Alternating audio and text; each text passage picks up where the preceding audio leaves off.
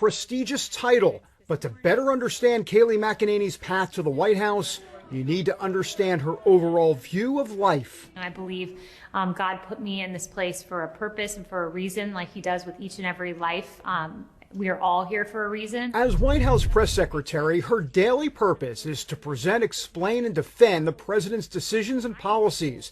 And her preparation shows, as she often turns the tables on a hostile media. I assume you care about fairness and accuracy in our elections, do you not? I guess I would turn the question back on the media and ask similar questions. Perhaps you should look into it and get me some answers. At just 32 years of age, McEnany is one of the youngest ever to hold this position.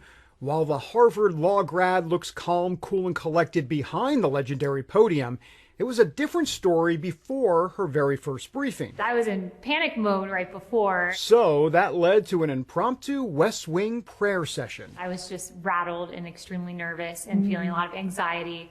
And I called my mom, and on speakerphone, my family and I, we all prayed together. All of a sudden, I took a deep breath, and after those prayers, it moved forward. I felt such strength, went in, talked to the president, and then walked out and did the job that only could be done if God was there helping you along the way. She also got some help that day from former press secretary Sarah Sanders. Sarah is a wise mentor, and in fact, that day when I was so nervous before the first press briefing, it was her text that helped me quite a lot in that moment, because she sent me a Jesus Calling devotional. Raised in a Southern Baptist home and attending a Florida Catholic all-girls school, the call of Jesus has always been near. As a teenager, Kaylee walked down the aisle of her church to give her life to Christ. And then in her 20s, something happened that deepened her faith even more. I was going through a hard time in New York, and I was going to a great church in New York, and I remembered feeling very lonely. It was when I first started my young professional life, and I remember getting a call, and I never answered numbers I didn't know, but I answered that day, and it said, hey, this is the Journey Church. We feel like we need to pray for you right now. How can we pray for you? And it was at a distinct moment that I needed to hear from Christ, and I felt that he communicated to me through my church. And it's that moment, I think my faith became even more real. That faith has helped Kaylee deal with adversity, especially when she found out that her mom and other women in her extended family carried a rare gene that makes breast cancer very likely. She got tested in college and then got a phone call. It was close to Christmas Eve. It was right around that time, and just crying because I got a call from the doctor saying, you have this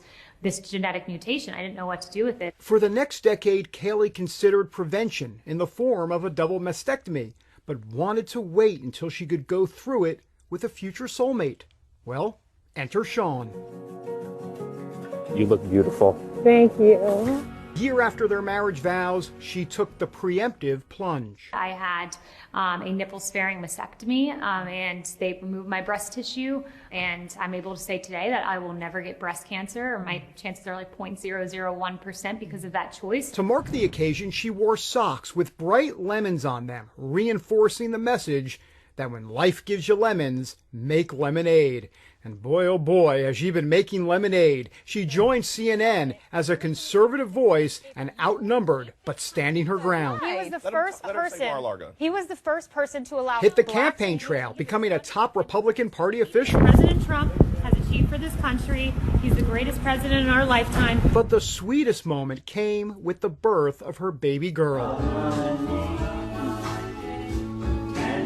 As a newborn, Blake joined Mom on the campaign trail at times, and now she's made it to the White House. Husband Sean playing the role of stay-at-home dad in Florida, and her family pitches in too.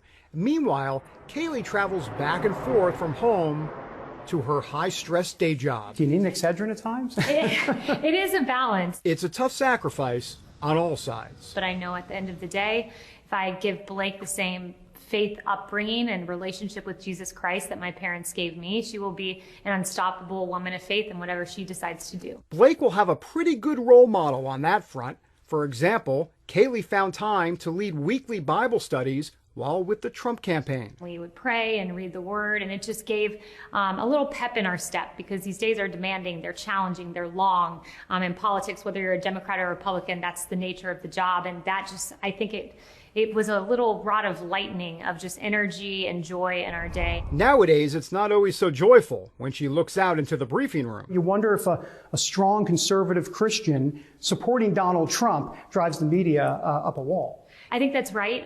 People are attacked for their faith, not just me, but Christian men and women across this country.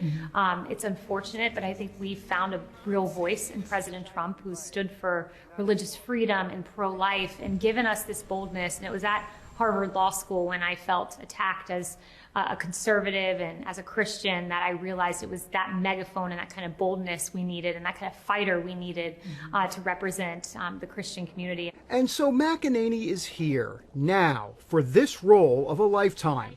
And while she works for the Commander-in-Chief, she ultimately plays to an almighty audience of one. My mission in life is that when I pass, he will look at me and say, well done, good and faithful servant. And if I can end my life that way, it doesn't matter what the people say on the way there. David Brody, CBN News, Washington.